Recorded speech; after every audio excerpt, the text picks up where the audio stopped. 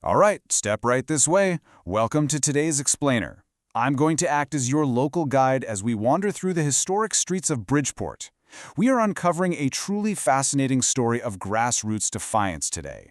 We're going to explore the hidden layers of this seemingly quiet Dorset town, using the source material to dig into a rich history of dissent, community care, and outright rule-breaking that completely changed the local landscape. So, picture this. Imagine walking these very cobblestones hundreds of years ago when the religious outcasts secretly ran the whole show. You know, we usually think of rebels as outsiders, right? People fighting the system from the absolute fringes. But in Bridport, the historical records show us something entirely different. These rebels didn't just fight the system, they cleverly became it. And the best part? They used that power not to line their own pockets, but to fiercely protect their community. Let's mentally walk this route together. We'll start at the secret hayloft on Barrack Street, make our way over to the town council, and finally end up at the chapel in the garden. Haylofts and rope makers. Into the shadows. Our story kicks off in 1662. Just imagine standing right here in the 17th century.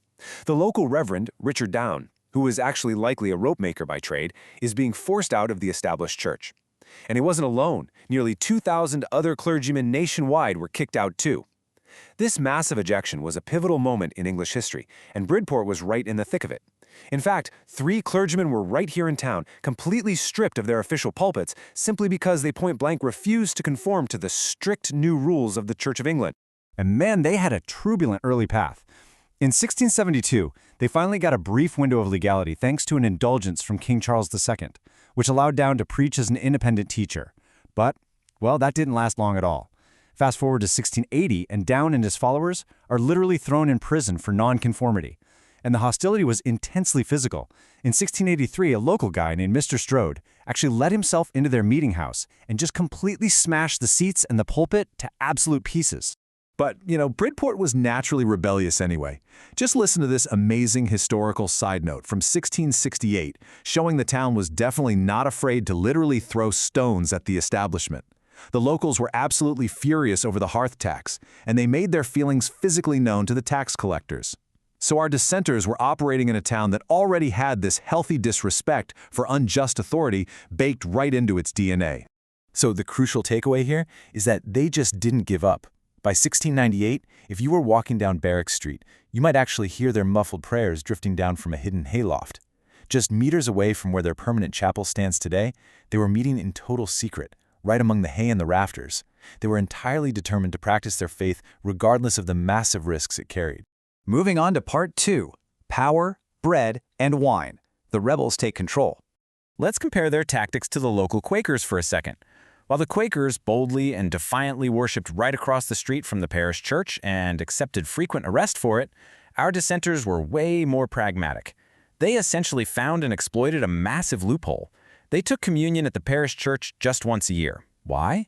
Because that was the bare minimum requirement to hold public office. Then, they spent the rest of the entire year actually governing the town and attending their own secret meetings. Absolutely brilliant. Now watch how this builds.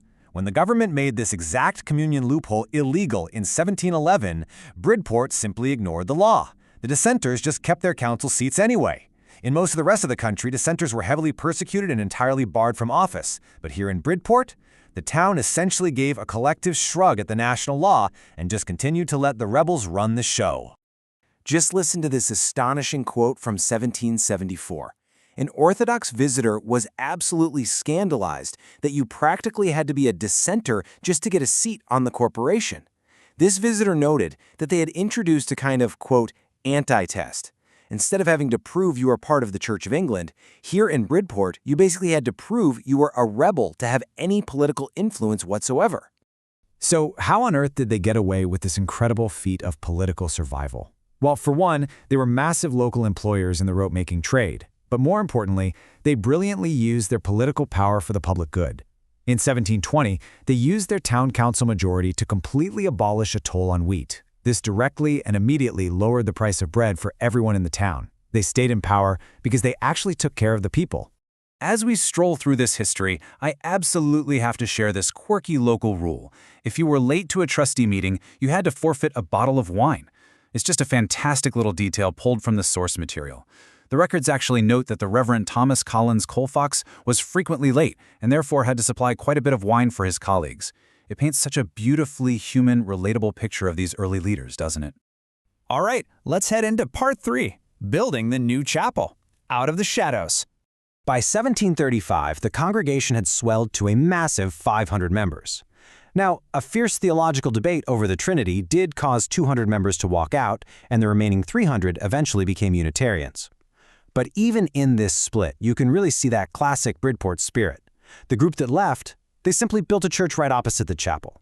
And historical records note that the two congregations remained on very good terms, continuing to support the broader town together. No bad blood, just community.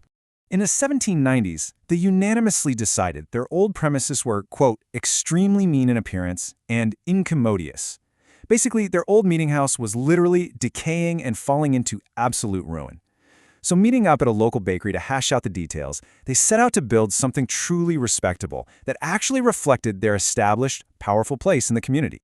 It cost £2,000 to construct this beautiful building.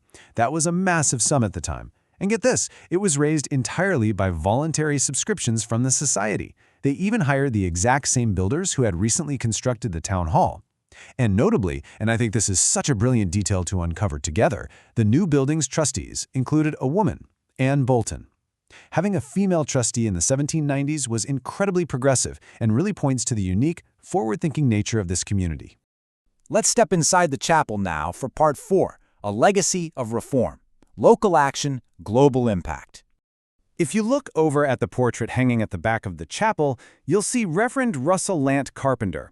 He was the minister here from 1864 to 1888. He, alongside his famous sister Mary Carpenter, who was a prominent social reformer and educator herself, was deeply involved in the international anti-slavery movement. They didn't just look inward at their own little town, they looked outward at the massive injustices of the wider world. In fact, Carpenter actually brought the legendary abolitionist Frederick Douglass to Bridport in 1886. Douglass spoke to an absolutely packed Bridport town hall. And why here, of all places? Because Carpenter was incredibly keen to educate locals who were migrating to America about the horrific plight of slavery, urging them to actively stand up for abolition once they arrived in the States. That is just incredible foresight and global empathy originating from a small Dorset town. And closer to home, we absolutely must highlight Alice Colfax, an incredible local hero. She devoted her entire long life to the town, pioneering legislation in the county for children with educational special needs. As a guardian of the poor, she fundamentally revolutionized the brutal workhouse system. She started occupational interest for older inmates and practically invented modern foster care by getting children boarded out of the workhouses and into actual loving homes. A true game changer. Finally, we arrive at part 5, the scars of survival, a lasting legacy. Stop for a second and look right here at this broken pew panel. It was shattered during a sudden World War II air raid on the first Sunday in August of 1942, right while the congregation was at prayer. The chapel was damaged, but while the rest of the building was seamlessly repaired, this one shattered hole remains completely untouched to this very day. They left it on purpose as a poignant reminder of their survival, literally keeping it as a physical record of a merciful deliverance. To wrap up our explainer tour today, I want to leave you with a bit of a provocative thought. Considering their motto, which is etched right into the altar stone, is "Ye love one another," how can we take Bridport's historic blend of rule-bending rebellion and deep community care into our own lives today?